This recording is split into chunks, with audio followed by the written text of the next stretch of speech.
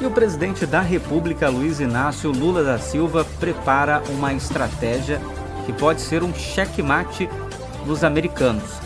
Essa matéria do G1 que você está vendo na tela, com o seguinte título: o que é a moeda comum que Brasil e Argentina negociam e por que isso não é o fim do real?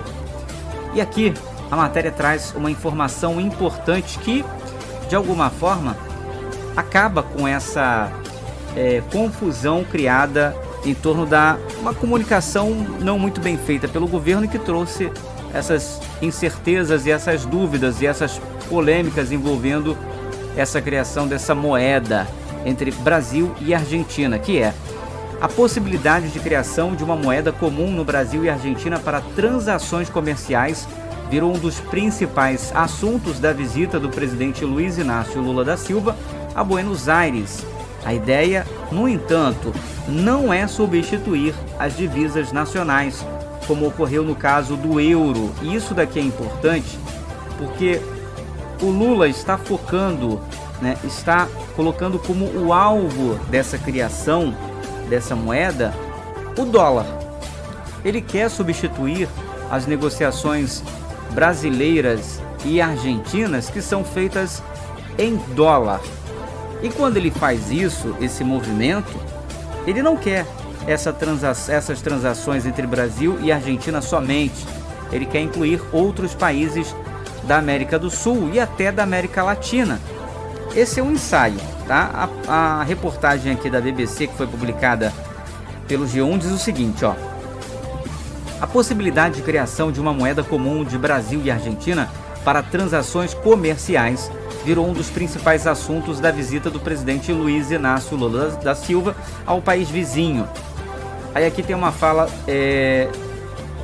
que é uma fala aqui de um dos presidentes aqui, ó: decidimos avançar nas discussões sobre uma moeda sul-americana comum, que possa ser usada tanto para os fluxos financeiros como comerciais, reduzindo os custos operacionais e a nossa vulnerabilidade externa, afirma uma carta conjunta divulgada antes do encontro entre Lula e o presidente argentino Alberto Fernandes.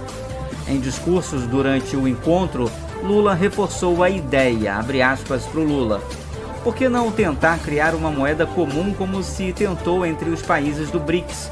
Acho que não. Aliás, acho que, com o tempo, isso vai acontecer. E acho que é necessário que aconteça, fecha aspas, para o presidente Lula. Detalhes sobre o que será discutido, incluindo uma proposta brasileira de batizar a moeda de surf, foram publicadas pelo jornal britânico Financial Times, que entrevistou o ministro argentino da Economia, Sérgio Massa. Ou seja, a imprensa internacional também já está de olho nessa movimentação do atual presidente brasileiro. E essa não é uma moeda que extinguiria o real, como está bem destacado aqui na matéria do G1, publicado originalmente pela BBC News. Não é a substituição, perdão pela voz aqui, pela falha, não é a substituição nem do real e também do peso. As moedas vão continuar existindo nos dois países, normalmente, o peso e o real, mas para negociações, por exemplo, de importação, exportação, aquela coisa que envolve dois países, mais de um país, aí sim seria usado essa moeda. Essa é a ideia do Lula, para contrapor o dólar, para acabar com aquela necessidade de se usar o dólar, porque os países acabam sendo reféns da moeda americana.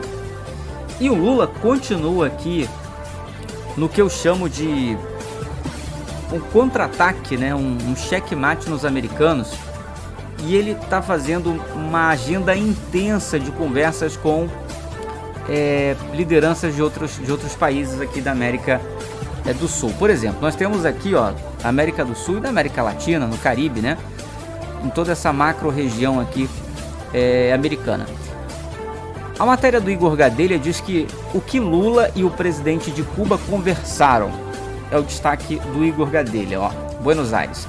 O presidente Lula se reuniu nesta terça-feira 24 em Buenos Aires, na Argentina, com o presidente de Cuba, Miguel Díaz-Canel.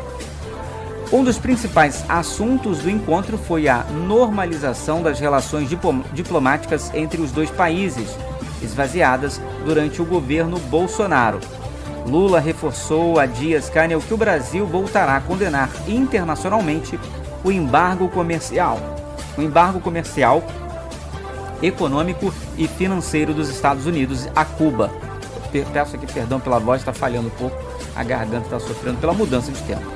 Mas aqui vocês percebem que a ideia do Lula é já se opor à política externa americana com relação a Cuba, como sempre foi o posicionamento dele. Isso não é novidade. Mas quando o Lula começa a agir dessa forma, na América do Sul, passa a ter uma posição estratégica brasileira independente, ou seja, até contrariando os interesses americanos, ele começa a se colocar novamente como uma liderança, coloca o Brasil como uma liderança regional importante e que tem uma política independente da política americana, né? E aí isso é importante porque vai definir isso aí, os acordos que serão feitos a partir dos próximos anos sob a liderança do presidente Lula, né? E o Brasil tem muito a ganhar com isso. Eu vejo muita gente falando bobeira, por exemplo, besteira, sobre o Brasil vai financiar através do BNDES investimentos, por exemplo, lá com relação ao gasoduto da Argentina. Ora, não tem problema em financiar desde que isso seja pago e desde que isso seja usado a favor do Brasil. Por exemplo, nós precisamos de gás natural. Então nós vamos ter aí uma tarifa especial. Se nós teremos uma tarifa especial e um bom fornecedor, por que não? Contanto que isso seja pago. Vão dar prioridade para a indústria brasileira chegar lá na construção do gasoduto? Vão empregar brasileiros? Então onde é que nós perdemos nisso? Isso é muito inteligente e as pessoas não param para pensar nisso. Acham que é só dinheiro investido sem retorno. Então, esse é um dos pontos centrais aqui, na minha opinião, do checkmate do Lula a essa questão regional aqui da América do Sul. Vamos ver aqui agora como é que foi a CELAC, que voltou, né, marcou a volta de uma nova fase no Brasil, né, do Brasil com a cooperação internacional. A reportagem é da TV Brasil e nós vamos acompanhar o vídeo agora. Na chegada à reunião, o presidente Lula recebeu o cumprimento oficial e as boas-vindas dos anfitriões argentinos, que presidiram temporariamente a CELAC até essa terça-feira. Logo na abertura da reunião, o presidente argentino Alberto Fernandes celebrou o retorno do Brasil à comunidade dos países latino-americanos e caribenhos.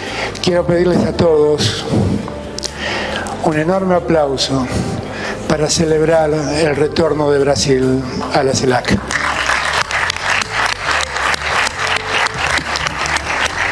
Durante seu discurso na cúpula, o presidente Lula destacou que a presença brasileira aqui na Argentina representa a volta do Brasil ao cenário internacional depois de anos de ausência.